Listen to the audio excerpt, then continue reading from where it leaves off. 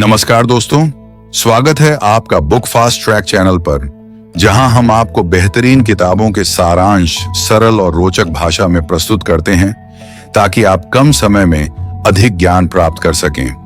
आज की इस वीडियो में हम बात करेंगे पीटर होलिंस की शानदार किताब फिनिश व्हाट यू स्टार्ट के बारे में। यह किताब उन लोगों के लिए है जो अक्सर अपने कार्यों को शुरू तो कर देते हैं लेकिन उन्हें पूरा नहीं कर पाते। अगर आप भी अपने काम को बीच में छोड़ने की आदत से परेशान हैं, तो इस वीडियो को अंत तक जरूर देखें, क्योंकि इसमें हम इस किताब के 5 प्रमुख हिस्सों का सारांश आपके लिए लेकर आए हैं। चलिए शुरुआत करते हैं और जानते हैं कि कैसे आप अपनी मानसिकता और आदतों को बदलकर अपने हर काम को सफलतापूर्वक पूरा कर सकते हैं। भाग 1, किताब का परिचय और लक्ष्य निर्धारण। Finish what you start.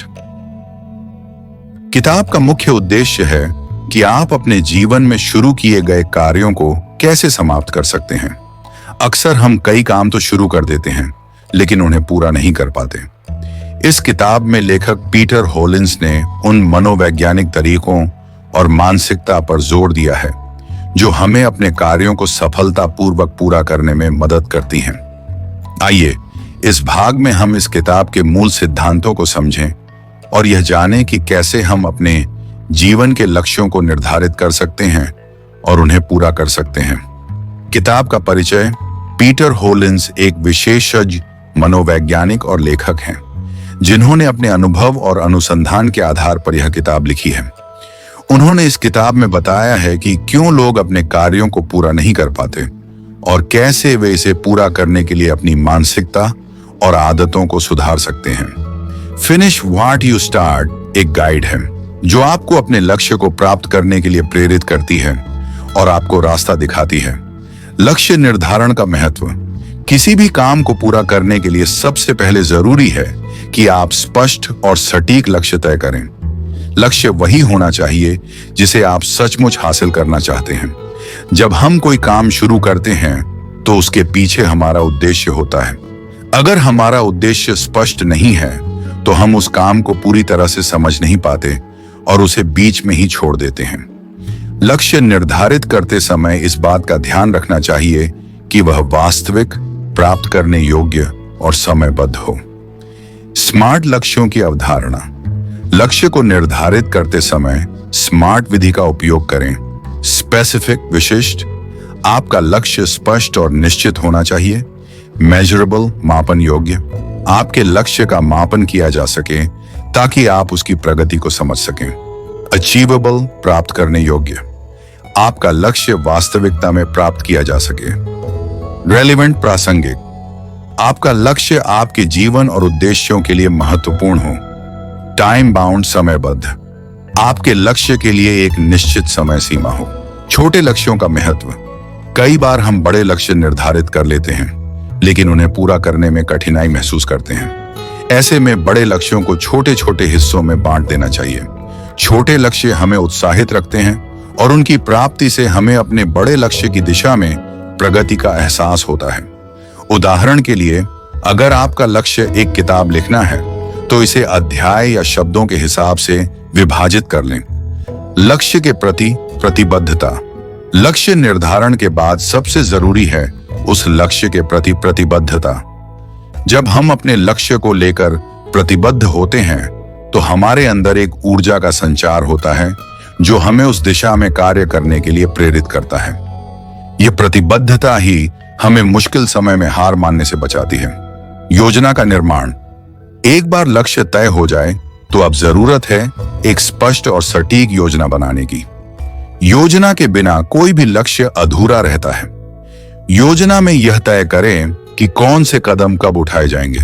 इससे आपको दिशा मिलेगी और आप अपने काम को सही समय पर पूरा कर पाएंगे। हर कदम को ध्यानपूर्वक चुनें और उसके लिए समय सीमा तय करें। अमल और कार्यान्वयन। लक्ष्य और योजना बनाने के बाद सबसे महत्वपूर्ण हिस्सा होता है उनके अनुसार कार्य करना। कार्यान्वयन का मतलब है योजना के अनुसार एक्शन लेना। आप कितनी भी अच्छी योजना बना लें, अगर उस पर काम नहीं किया तो वह बेकार हो जाएगी। इसीलिए योजना बनाते समय यह तय करें कि कब और कैसे आप अपने लक्ष्यों को हासिल करेंगे और उन पर नियमित रूप से काम करें। आत्मनियंत्रण का महत्व। किसी भी लक्ष्य को हासिल करने के लिए आत्मनियंत्रण बहुत जरूरी है। आत्मनियंत्रण वह गुण है जो आपको अपने काम के प्रति संजीदा और प्रतिबद्ध बनाए रखता है। यह आपको अपने ध्यान को भटकने से रोकता है और आपको अपने लक्ष्य की दिशा में बनाए रखता है। आत्मनियंत्रण को विकसित करने के लिए आपको अपनी इच्छाओं और प्रवृत्तियों को समझना और नियंत्रित करना आना चाहिए। भाग 2, प्रेरणा और आदतों का निर्माण। इस भाग में हम जानेंगे कि प्रेरणा कैसे काम करती है और उसे कैसे बनाए रखा जा सकता है।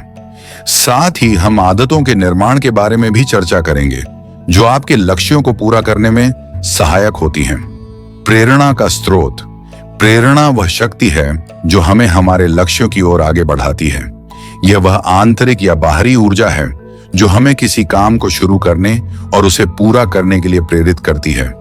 प्रेरणा का आना और जाना स्वाभाविक है, लेकिन उसे बनाए रखना महत्वपूर्ण है। प्रेरणा के बिना हम अपने काम को अधूरा छोड़ सकते हैं। इसलिए यह जानना जरूरी है कि प्रेरणा के मुख्य स्रोत क्या हैं और उन्हें कैसे सक्रिय रखा जा सकता है। आंतरिक बनाम बाहरी प्रेरणा। प्रेरणा 2 प्रकार की होती है, आंतरिक और बाहरी। बाहरी प्रेरणा वह होती है जो हमें अन्य लोगों या परिस्थितियों से मिलती है, जैसे पुरस्कार, तारीफ या सामाजिक मान्यता।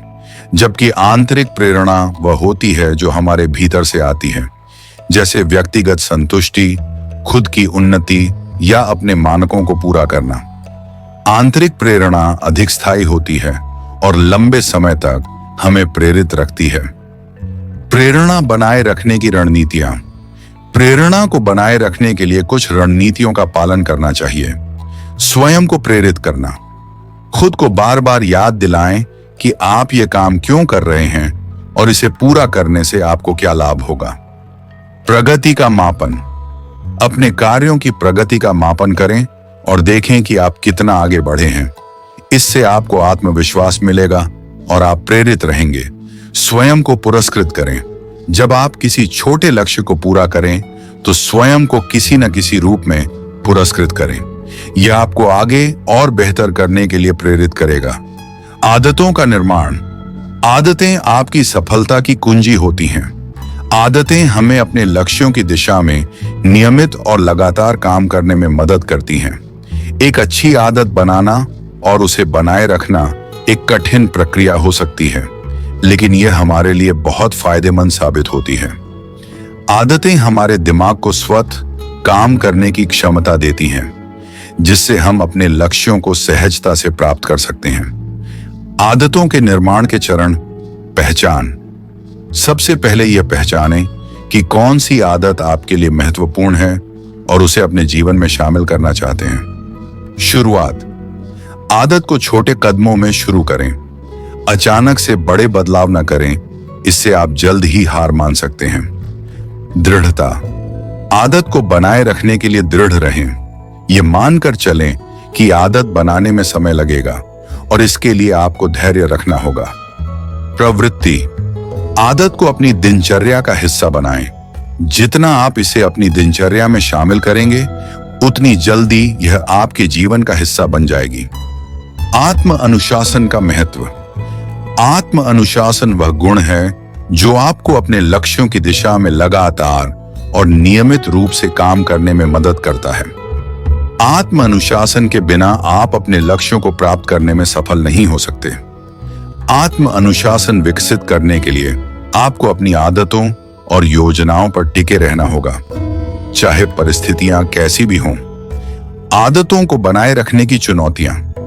आदतें बनाना आसान नहीं होता, खासकर तब जब वे आपके पुराने तरीकों से मेल नहीं खाती। नई आदतों को बनाए रखने के लिए नियमित अभ्यास और धैर्य की जरूरत होती है। कई बार आप हतोत्साहित हो सकते हैं या पुरानी आदतों में वापस लौट सकते हैं। ऐसे में खुद को याद दिलाते रहें कि आप यह क्यों कर रहे हैं और अपने लक्ष्य पर केंद्रित रहें। आदतों का मूल्यांकन। समय समय पर अपनी आदतों का मूल्यांकन करें। देखें कि वे आपके लक्ष्यों की दिशा में कैसे काम कर रही हैं और उन्हें सुधारने की कोशिश करें। अगर कोई आदत आपके लिए काम नहीं कर रही है तो उसे बदलें या उसमें सुधार करें। भाग 3, मानसिक बाधाओं का सामना और समाधान। इस भाग में हम उन मानसिक बाधाओं के बारे में चर्चा करेंगे जो हमें अपने काम को पूरा करने से रोकती हैं और उन्हें कैसे दूर किया जा सकता है। मानसिक बाधाएं क्या हैं?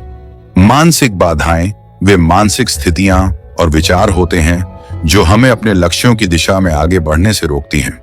ये बाधाएं हमारे मन में उत्पन्न होती हैं और हमें कार्य करने से रोकती हैं।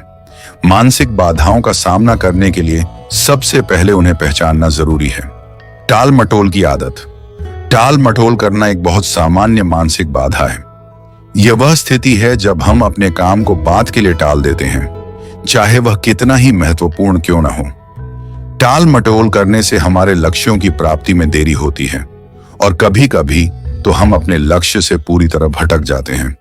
टाल मटोल को दूर करने के लिए आपको अपने काम को छोटे छोटे हिस्सों में बांटकर उसे समय पर पूरा करने की आदत डालनी चाहिए। टाल मटोल को कैसे दूर करें? टाल मटोल की आदत को दूर करने के लिए कुछ रणनीतियां अपनाई जा सकती हैं। तुरंत शुरू करें। काम को तुरंत शुरू करने की आदत डालें। जैसे ही कोई काम आपके सामने आता है, उसे टालने की बजाय तुरंत उस पर काम शुरू करें। छोटे कदम उठाएं, बड़े काम को छोटे हिस्सों में बांटें और एक एक करके उसे पूरा करें। इससे काम कम डरावना लगेगा और आप उसे आसानी से पूरा कर पाएंगे। समय सीमा तय करें।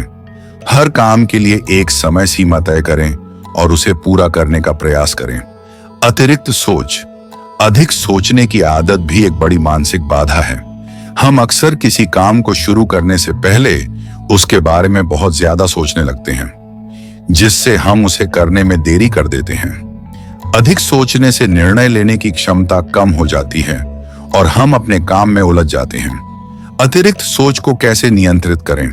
निर्णय लें और आगे बढ़ें। किसी भी काम के बारे में सोचने के बाद तुरंत निर्णय लें और उसे अमल में लाएं। सोचने में समय बर्बाद न करें। स्पष्टता रखें। अपने निर्णयों और उद्देश्यों में स्पष्टता रखें। जब आप जान लेंगे कि आप क्या करना चाहते हैं, तो आपके लिए निर्णय लेना आसान हो जाएगा। मन को शांत रखें। ध्यान और मेडिटेशन का अभ्यास करें ताकि आपका मन शांत रहे और आप ज्यादा सोचने से बच सकें। असफलता का डर। असफलता का डर भी एक बड़ी मानसिक बाधा है। हम कई बार किसी काम को इसलिए नहीं शुरू करते क्योंकि हमें डर लगता है कि हम असफल हो जाएंगे। असफलता का डर हमारे आत्मविश्वास को कमजोर करता है और हमें अपने लक्ष्यों की दिशा में आगे बढ़ने से रोकता है। असफलता के डर को कैसे दूर करें? असफलता से सीखें। असफलता को एक सीखने का अवसर मानें।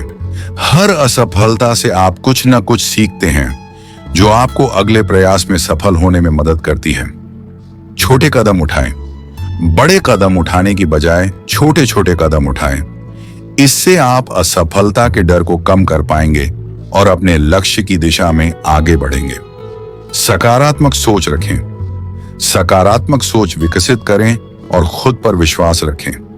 जब आप खुद पर विश्वास करेंगे तो असफलता का डर खुद ही कम हो जाएगा। समर्थन और प्रेरणा का महत्व। मानसिक बाधाओं को दूर करने के लिए समर्थन और प्रेरणा बहुत महत्वपूर्ण होती है। अपने आसपास ऐसे लोगों का समर्थन लें जो आपको प्रेरित कर सकें और आपको मानसिक रूप से मजबूत बना सकें। सकारात्मक सोच रखने वाले लोगों के साथ समय बिताएं और उनसे सीखें। भाग 4, प्राथमिकता और समय प्रबंधन।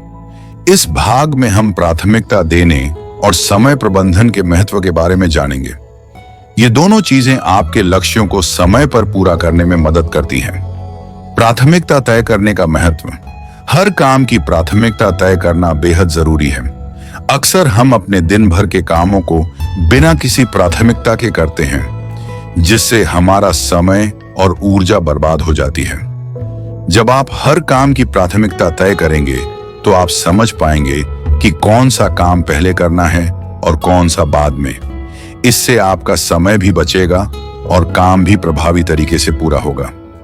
महत्वपूर्ण और तात्कालिक कामों का अंतर। हर काम महत्वपूर्ण नहीं होता और हर महत्वपूर्ण काम तात्कालिक नहीं होता। यह समझना जरूरी है कि कौन सा काम महत्वपूर्ण है और कौन सा तात्कालिक। महत्वपूर्ण काम वह होते हैं जो आपके लक्ष्यों की दिशा में मदद करते हैं, जबकि तात्कालिक काम वह होते हैं जिनका निपटारा तुरंत करना जरूरी होता है। जब आप यह अंतर समझ लेंगे तो आप अपने कामों को प्राथमिकता के आधार पर कर पाएंगे। प्राथमिकता तय करने की तकनीकें, आइजनहावर मैट्रिक्स। इस तकनीक में कामों को 4 हिस्सों में बांटा जाता है: महत्वपूर्ण और तात्कालिक, महत्वपूर्ण लेकिन गैर तात्कालिक, तात्कालिक लेकिन गैर महत्वपूर्ण, और गैर तात्कालिक और गैर महत्वपूर्ण। इससे आप आसानी से तय कर सकते हैं कि कौन सा काम पहले करना है। ABC विधि। इस विधि में आप अपने कामों को A, B और C के रूप में वर्गीकृत करते हैं। A सबसे महत्वपूर्ण, B महत्वपूर्ण लेकिन कम प्राथमिकता वाले, और C सामान्य काम होते हैं। समय प्रबंधन का महत्व। समय का सही प्रबंधन करना सीखना हर सफल व्यक्ति के लिए जरूरी है। समय सीमित है और इसे सही तरीके से प्रबंधित करके ही आप अपने लक्ष्यों को प्राप्त कर सकते हैं। समय प्रबंधन का मतलब है अपने दिन के समय को इस तरह से बांटना कि आप अपने सभी महत्वपूर्ण काम समय पर पूरा कर सकें। समय प्रबंधन की तकनीकें, टाइम ब्लॉकिंग। इस तकनीक में आप अपने दिन के समय को अलग अलग ब्लॉक्स में बांटते हैं और हर ब्लॉक में एक ही काम करते हैं। इससे आपका ध्यान भटकता नहीं और आप अधिक प्रभावी तरीके से काम कर पाते हैं। पोमोडोरो तकनीक। इस तकनीक में आप 25 मिनट तक एक काम पर ध्यान केंद्रित करते हैं, फिर 5 मिनट का ब्रेक लेते हैं। यह चक्र 4 बार दोहराने के बाद आप एक लंबा ब्रेक लेते हैं। यह तकनीक आपको काम के दौरान थकान से बचाती है और आपकी उत्पादकता बढ़ाती है। समय की बर्बादी से बचाव। आज के समय में समय की बर्बादी एक बड़ी समस्या है। सोशल मीडिया, मोबाइल और अन्य चीजें हमारे समय का बड़ा हिस्सा खा जाती हैं। इसलिए यह जरूरी है कि हम इन व्याकुलताओं से बचें और अपने समय का सही इस्तेमाल करें। समय का सही उपयोग। समय का सही उपयोग करने के लिए आपको अपनी प्राथमिकताओं और समय प्रबंधन के नियमों का पालन करना होगा। यह ध्यान रखें कि आपका समय सीमित है और इसे सही तरीके से प्रबंधित करके ही आप अपने लक्ष्यों को हासिल कर सकते हैं। समय प्रबंधन के लाभ। समय प्रबंधन के कई लाभ होते हैं। इससे आपकी उत्पादकता बढ़ती है, आप अपने लक्ष्यों को समय पर पूरा कर पाते हैं और आपका मानसिक तनाव कम होता है। जब आप अपने समय का सही प्रबंधन करते हैं तो आप अपने जीवन में संतुलन बना पाते हैं और अपने काम और व्यक्तिगत जीवन को बेहतर तरीके से जी सकते हैं। भाग 5, सफलता को बनाए रखना और आगे की दिशा। इस अंतिम भाग में हम सीखेंगे कि अपनी सफलता को कैसे बनाए रखें और आगे के लक्ष्यों की दिशा में कैसे बढ़ें। सफलता का जश्न। जब आप कोई काम पूरा कर लें तो अपनी सफलता का जश्न मनाना बहुत जरूरी है।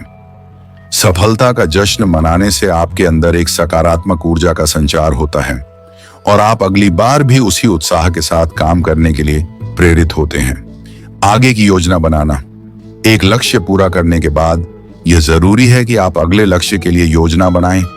इससे आप निरंतर प्रगति करते रहेंगे और अपने जीवन में एक के बाद एक सफलता प्राप्त करते रहेंगे।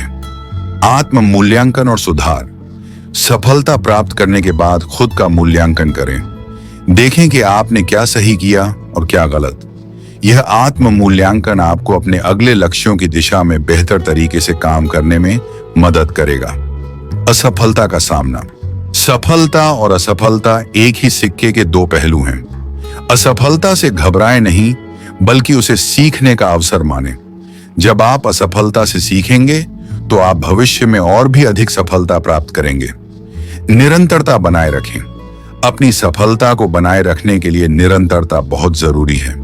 जब आप अपने काम में निरंतरता बनाए रखेंगे तो आप अपने लक्ष्यों को निरंतर प्राप्त करते रहेंगे। प्रेरणा का संरक्षण। अपनी प्रेरणा को बनाए रखना भी जरूरी है।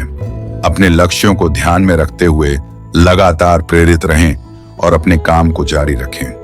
नई चुनौतियां स्वीकार करें। सफलता प्राप्त करने के बाद नई चुनौतियों को स्वीकार करें। नई चुनौतियां आपको और भी मजबूत बनाती हैं और आपकी क्षमताओं को और भी अधिक विकसित करती हैं। स्वयं को विकसित करना, सफलता के रास्ते पर चलते हुए स्वयं को निरंतर विकसित करना बहुत जरूरी है। नए कौशल सीखें, नई जानकारियां हासिल करें और खुद को हमेशा आगे बढ़ाते रहें। तो दोस्तों, यह था पीटर होलिंस की किताब फिनिश फैट यू स्टार्ट का सारांश। उम्मीद है कि इस वीडियो ने आपको यह समझने में मदद की होगी कि कैसे आप अपने काम को बीच में छोड़ने की आदत से छुटकारा पा सकते हैं और अपने लक्ष्यों को पूरा कर सकते हैं। अगर आपको यह वीडियो पसंद आया हो तो इसे लाइक करें, अपने दोस्तों के साथ शेयर करें और हमारे चैनल बुक फास्ट ट्रैक को सब्सक्राइब करना न भूलें, ताकि आप ऐसी ही और भी प्रेरणादायक किताबों के सारांश पा सकें। आप हमें कमेंट्स में बताइए कि अगली बार आप कौन सी किताब का सारांश देखना चाहेंगे। तब तक के लिए पढ़ते रहिए, सीखते रहिए और खुद को बेहतर बनाते रहिए। धन्यवाद।